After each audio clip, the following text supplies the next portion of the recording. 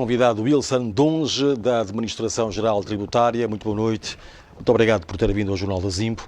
Um mês e meio depois da entrada em vigor do IVA, pode-se fazer já algum balanço? Muito boa noite, muito obrigado mais uma vez pelo convite. Sim, podemos fazer um balanço na medida em que já temos números relativamente aos contribuintes que estão ou que têm enviado as suas declarações para o enquadramento ou para a atualização do cadastro em sede de IVA, sendo que atualmente mais de 7 mil contribuintes enviaram as declarações de início de atividade, sendo que 2.344 estão no regime de cobrança do IVA, ou seja, são aqueles contribuintes que estão autorizados a cobrar o IVA. 3.200 e poucos são contribuintes que estão no regime de não sujeição, ou seja, num regime que não podem cobrar o IVA, mas que devem, portanto, apresentar um mapa de declaração, um mapa dos seus fornecedores dos quais tenham adquirido e tenham pago o IVA, para que possam obter o benefício fiscal no final do exercício da recuperação de 10% do IVA que pagaram. E os contribuintes do regime transitório, aqueles contribuintes também não podem cobrar o IVA nas suas faturas, não é? Mas devem entregar 3% do total dos seus recebimentos trimestrais em sede de IVA. Era isto que a AGT esperava nesta altura? Sim, nesta altura a AGT esperava que, conforme temos vindo a divulgar, o IVA estava para começar apenas com 424 contribuintes. E, portanto, o IVA começou no primeiro dia com 1.010 contribuintes. Nesta altura temos 2.000 e tal contribuintes, isso ultrapassou em larga medida as nossas expectativas. Agora entramos no mês da declaração, ou seja, no mês da entrega do imposto dos contribuintes que estão enquadrados no regime de cobrança do IVA. O IVA que cobraram ao longo do mês de outubro, não é, devem entregar neste mês de novembro. Estamos no mês de novembro e é esta altura em que eles devem entregar o imposto por via de uma declaração mensal do IVA, que se chama declaração periódica. Nesta altura, até o final do mês, nós estamos à espera de receber mais de 1.000 declarações, sendo que alguns contribuintes já começaram a submeter as suas declarações e apelamos aqui a todos os contribuintes para que não deixem este processo para o último dia do mês, sob pena depois de não conseguirem submeter a declaração e depois serem penalizados. E a AGT tem condições para receber todos estes processos? Estamos a falar do país inteiro. Exatamente, as declarações são eletrónicas, portanto os contribuintes vão submetendo as suas declarações, bastando aceder ao site da AGT com as suas credenciais e enviarem as declarações eletrónicas. Portanto, as condições tecnológicas estão criadas, sendo que já recebemos mais de 7 mil declarações de início de atividade, então para as declarações mensais, portanto, não haverá qualquer problema do ponto de vista tecnológico. Depois de todo este processo que vocês estão agora a desenvolver, é daí que se vai dar conta se os grandes contribuintes estão mesmo a cumprir com as suas obrigações? Exatamente. Do acompanhamento que temos feito, sendo que nós temos uma equipa de campo que tem verificado as empresas que estão enquadradas no regime geral e não só, né, se estão a cumprir ou não com aquilo que são as regras do Código do IVA e do regime das faturas. Mas só no final deste mês é que nós vamos apurar quais são os contribuintes que cumpriram efetivamente, não é, com a obrigação de entregar o imposto, de cobrar o IVA em primeira instância e de entregar o imposto. Porque quando terminar o final do mês, nós saberemos quais são os contribuintes que enviaram as declarações e quais são as condições das declarações que eles, portanto, enviaram. Então aí nós saberemos efetivamente os cumpridores e os não cumpridores, mas nós esperamos, e essas ações de esclarecimento que temos vindo a desenvolver, esperamos que todos os contribuintes cumpram de acordo com aquilo que são as orientações da lei e as orientações que a AGT vem passando ao longo deste processo todo. Durante todo este processo tem havido várias queixas dos consumidores a dizer que a empresa, o estabelecimento A, B, cobrou o IVA. Há empresários que, sem estarem autorizados a cobrar o IVA, estejam a fazê-lo nesta altura? De acordo com a vossa apreciação?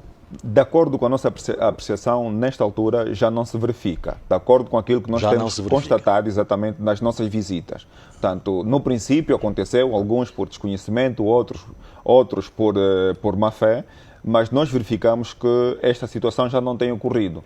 Sendo que também temos recebido múltiplas faturas, não é, por via de todos os canais de comunicação, portanto, já não se verifica contribuintes a cobrarem o IVA quando não estão autorizados para o efeito. Mas as nossas reportagens têm ainda apontado reclamações nesse sentido, até porque as brigadas vossas da AGT têm identificado também casas de comércio que estão a cobrar sem que tenham que o fazer.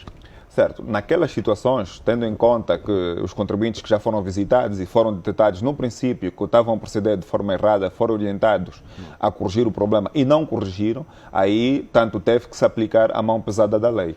Nós tivemos situações de contribuintes que não facilitaram, ou seja, o trabalho da administração fiscal, impedindo com que se verificasse a sua escrita contabilística e, neste caso, tivemos situações que foram até parar em tribunal e culminaram em condenações. Então, é neste sentido também que apela-se àqueles contribuintes que ainda incorrem a este tipo de práticas ou que tenham esses comportamentos para que abstenham-se de praticá-los, não é? De formas a que evitem os problemas com as autoridades. Com tudo aquilo que nos está aqui a dizer, parece que o processo decorre às mil maravilhas e parece que o processo está claro para todos, mas há algo que na prática estará a falhar. Pensamos nós, e por aquilo que dizem as pessoas, onde é que está a falha? É desconhecimento da população, desconhecimento de quem não tem que cobrar o IVA, por exemplo, o IVA no pão. Bom, porque é que se paga o IVA no pão, no arroz, na massa, enfim, em produtos que são básicos e da cesta básica? Exato. Não podemos afirmar que o processo esteja a correr de forma tantas mil maravilhas. Como qualquer processo novo de mudança e desta mudança profunda, esperava-se que ocorressem algumas dúvidas e algumas inquietações por parte de toda a sociedade civil. Portanto, a AGT tem preparado equipas, tanto no campo como a nível do seu edifício, na reparação fiscal dos grandes contribuintes. Há um plantão para atender os contribuintes que lá se dirigem com as suas dúvidas, de forma a que se possa então esclarecer as dúvidas que ainda subsistem, para que o processo seja o menos complicado possível para as empresas, para que não haja então problemas de incumprimento, tanto por parte dos contribuintes e não só. Mas concretamente em relação ao pão, porque é que ainda temos esta questão do IVA no pão? Exatamente, relativamente ao pão. E os preços até aumentaram, portanto, de 30 para 40, de 40 para 50, e quem fala do pão, fala nos produtos da cesta básica. Certo. Portanto, os produtos da cesta básica estão tipificados num diploma legal, mas o código do IVA traz consigo uma lista anexa, que desta lista anexa figuram alguns produtos que fazem parte do diploma que estabelece os produtos da cesta básica. Então, isto para esclarecer que nem todos os produtos que estão neste diploma da cesta básica estão isentos do IVA. Só estão isentos do pagamento do IVA apenas aqueles produtos constantes daquela lista que está anexa ao código do IVA. O pão é um deles. Não consta dessa lista do código do IVA como sendo isento. Está isenta a farinha de trigo, está isento... Mas o pão não está isento. Quer dizer que o pão, o que se cobra, o que se está a cobrar em relação ao pão está correto, é isso que está a dizer? Exatamente. As empresas que estão autorizadas a cobrar o IVA, quando venderem um pão e emitirem uma fatura, devem cobrar o IVA. Agora, as empresas não autorizadas a cobrar o IVA, estas, quando venderem o pão, não vão cobrar o IVA, porque não estão no regime de cobrança do IVA, então não podem cobrar o IVA.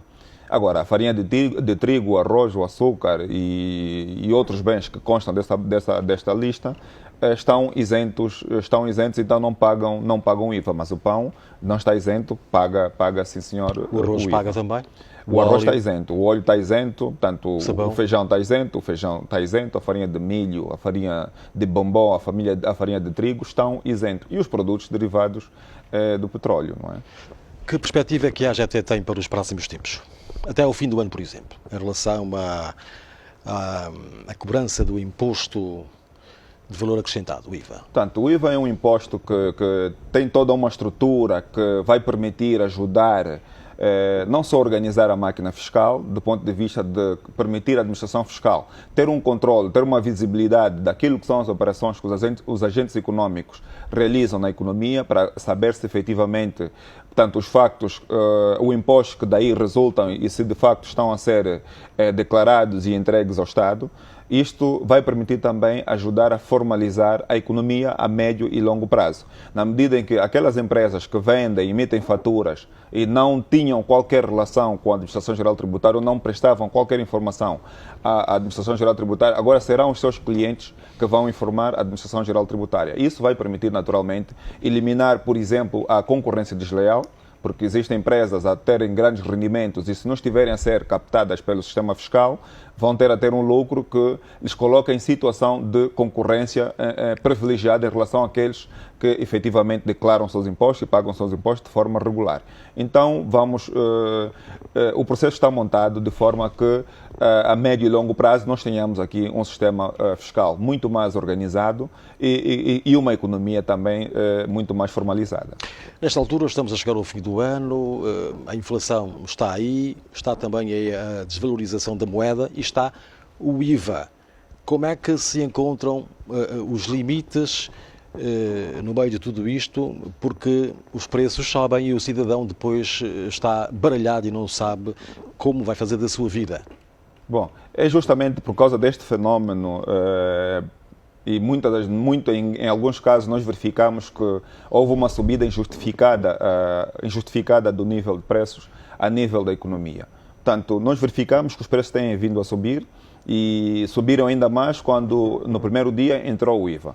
Mas nós notamos que houve subida de cerca de 100% a 200%, não é, relativamente a determinados produtos.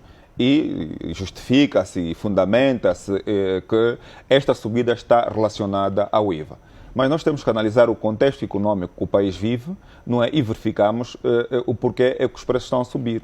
Portanto, não se pode naturalmente concluir que estas subidas derivam da aplicação do IVA. Podem existir outros fatores macroeconômicos que vão conduzir à subida dos preços. Mas o IVA, tem uma taxa única de 14%. A subida do preço, ou seja, só se aplica sobre o preço que era anteriormente, mais 14%. Portanto, qualquer outra subida acima desse percentual não pode ser justificada ou não pode ser imputada ao IVA. Wilson Duns, muito boa noite e muito obrigado por ter vindo ao Jornal.